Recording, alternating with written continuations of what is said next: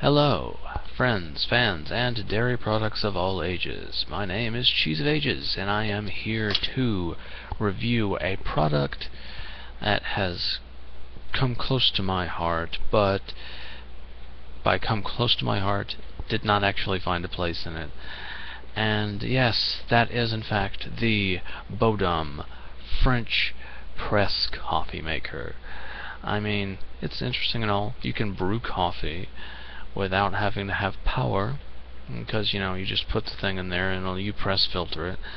But it doesn't make a heck of a lot of coffee, and also it has a nasty tendency to have like a plastic elemental figure in it that keeps me from pressing downwards.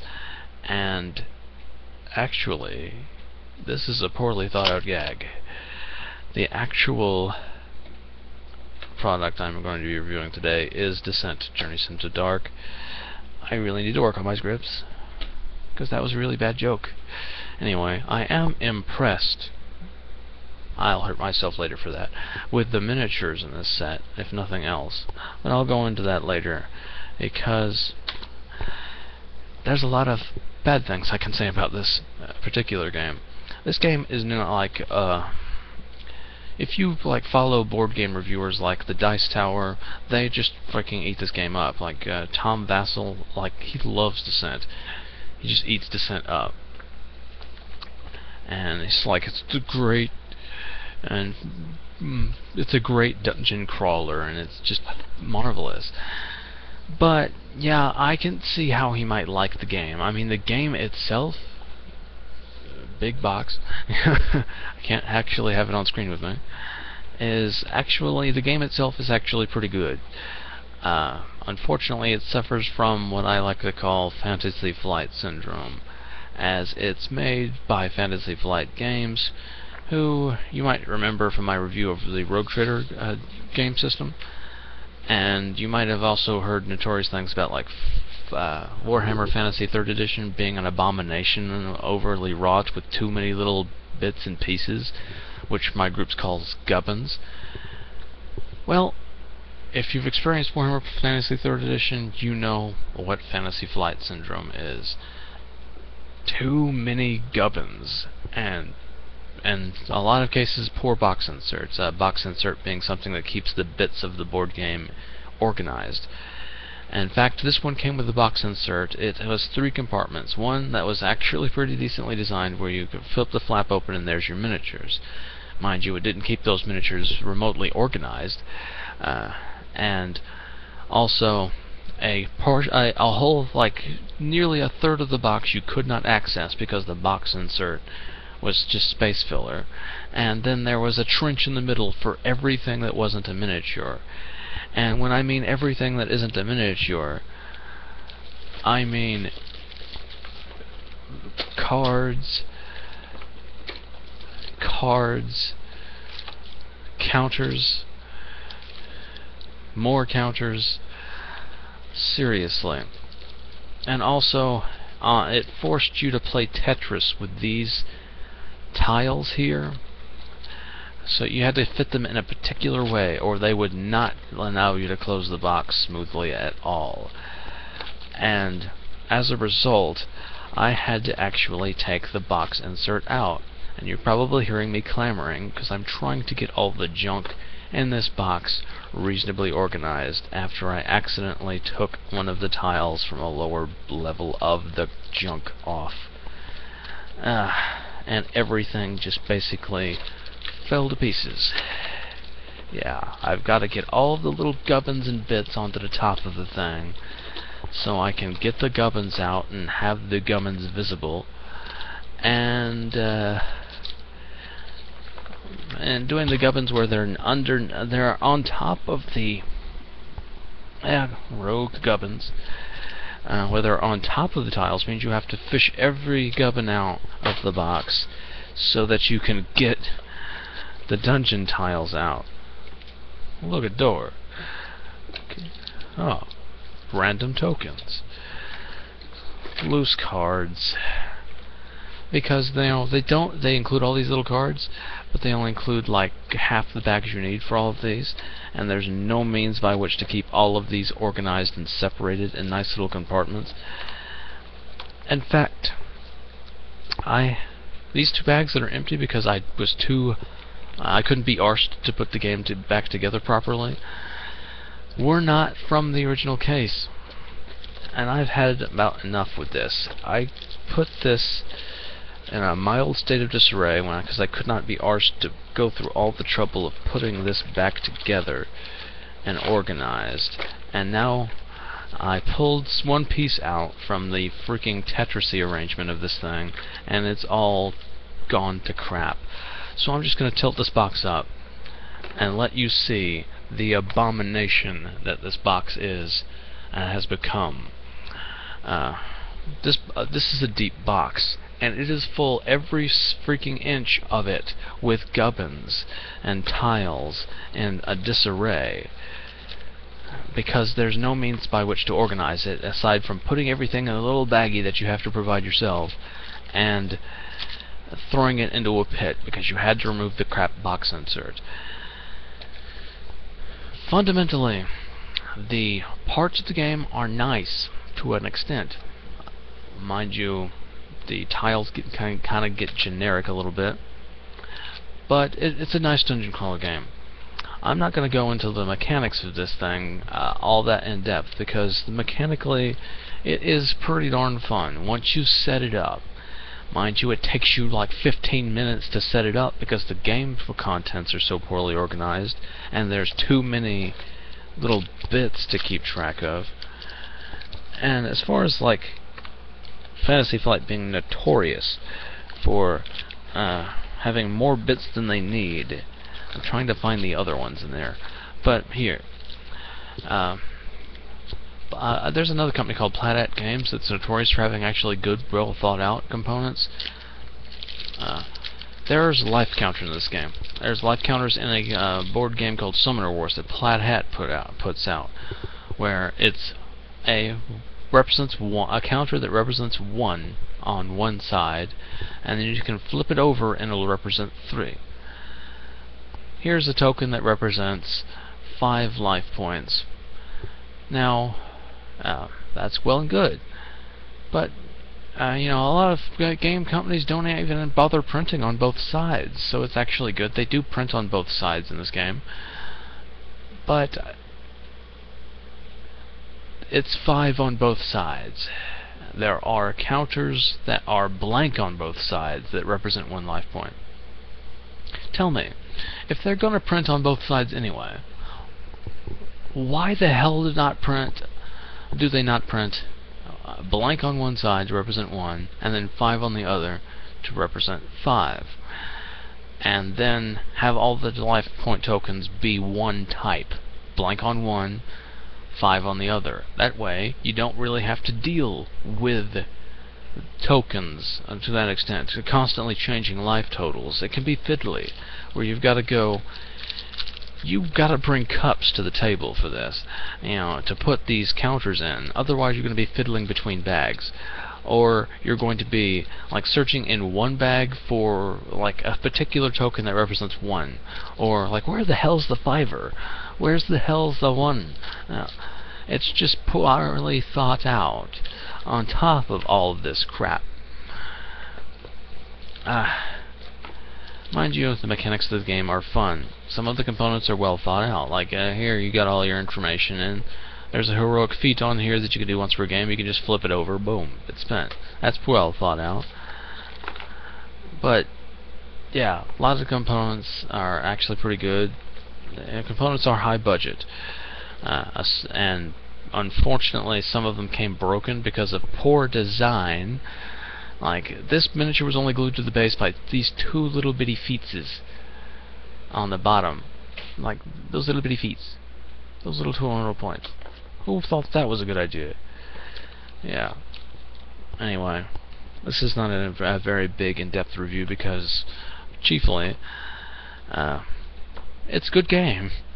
But it's overly complicated to set up, and it's crappily organized. You can spend... Here's the rules of play. No table of contents or index. And everything is scattered all to hell. It could take you 5 minutes to look up one rule. Crappily designed. Oh, here's the quest guide that contains all the story information. Oh wait, no it doesn't. It doesn't actually contain the setup for the premise of the campaign style adventure if you were wanting to do it as an ongoing story. It doesn't even include the setup for the setting. It just jumps you right into the context of the quest without telling you anything about the environment or setting. You know where that is? The rules booklet. Why? Damned if I know. Mind you, this is Descent Journeys into the Dark 2nd edition, which is actually a lot less overwrought than the original one from what I hear. But yeah, this game mechanically is good. I want to get that through your head. This game is mechanically good. However, it takes a good 10-15 minutes to set it up, and it requires 2 setups per adventure, because there's 2-part adventures that are clearly designed to, you do one part on one day and another part on another day. Setup is too much of a headache. It is so monotonous and frustrating. I don't want to play Descent ever. It's one of those games you spend the whole night playing it. It's not one of those games that you could just like throw down and enjoy a quick game of and then have a really good, enjoyable experience. Despite their attempts to make Descent work as a 32-hour-long game, it's not going to, do that long. And it's going to be longer than that. It's going to be an hour every time, and it's going to be like a good 15 minutes of that is going to be setting up the tiles and everything and getting all the gubbins organized. It's freaking annoying and frustrating. There are a hell of a lot better, even smoother running, more balanced dungeon crawler games out there. This game has pretty much, no sense of balance. The players can't die unless the party entirely wipes, which is hard to do because you can just simply get up when it's your turn again. It's like, oh no, I was defeated. And it's my turn around again. Whoop, I'm standing again. It's next to impossible for the players to die. There's no sense of menace there. And the only way the players can lose is if the Overlord, which is like the DM, completes his objective before the players complete theirs. And believe me, even the fact that the Overlord has like little tricks he can do in the form of Overlord cards, the odds are against him.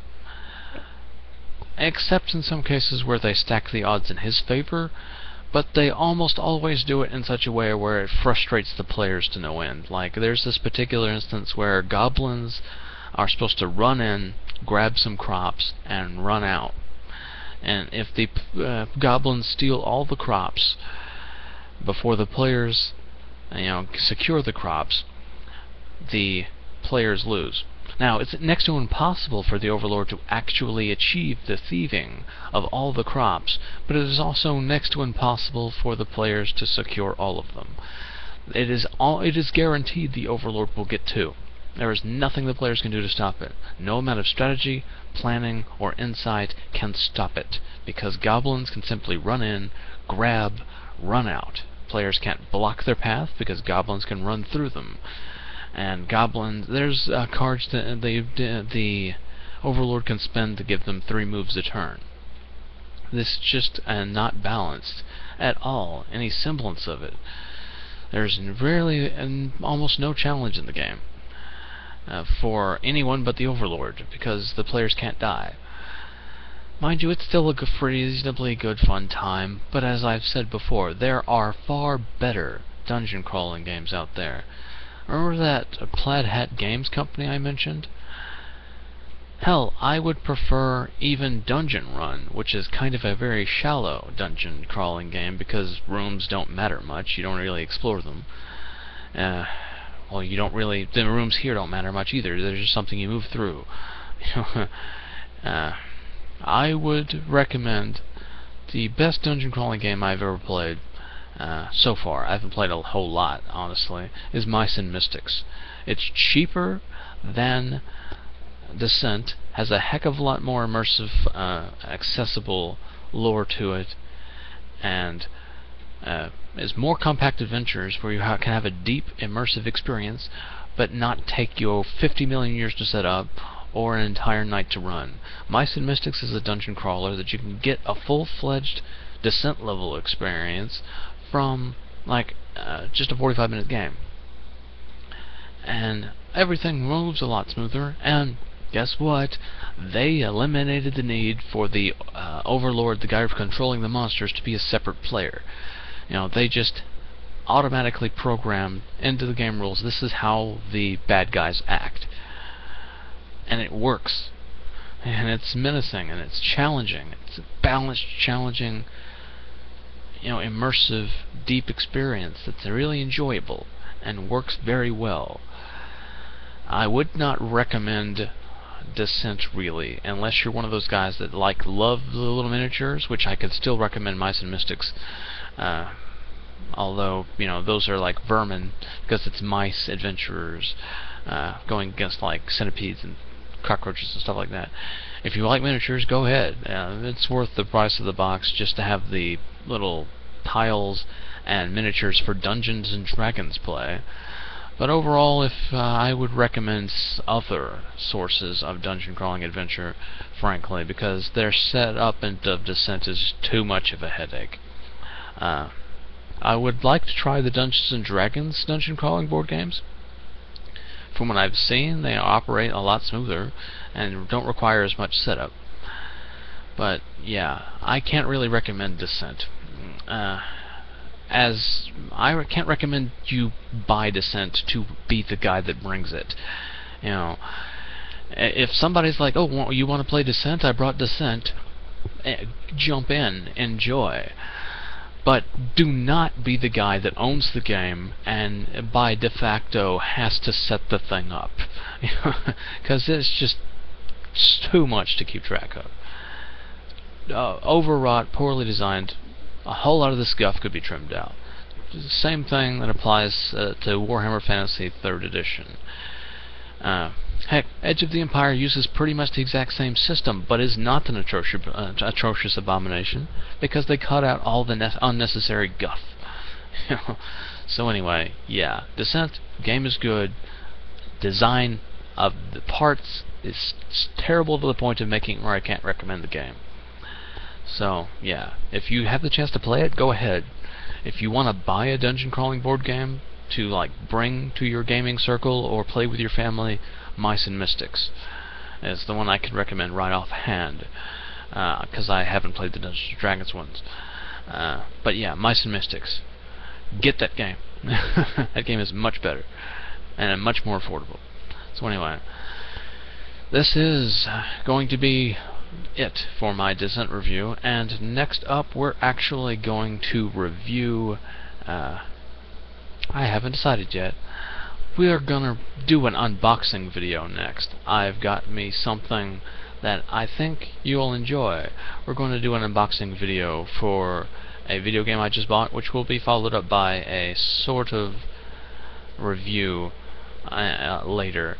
I haven't played through enough of the game to do it, but next time I will review the contents and do an unboxing for Shin Megami Tensei 4, the Collector's Edition, which, as you might know from Atlas Games, if you play them, they only release the Collector's Edition in America.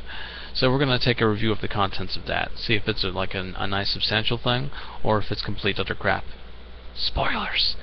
It's kind of lackluster. This is Cheese of Ages, signing off.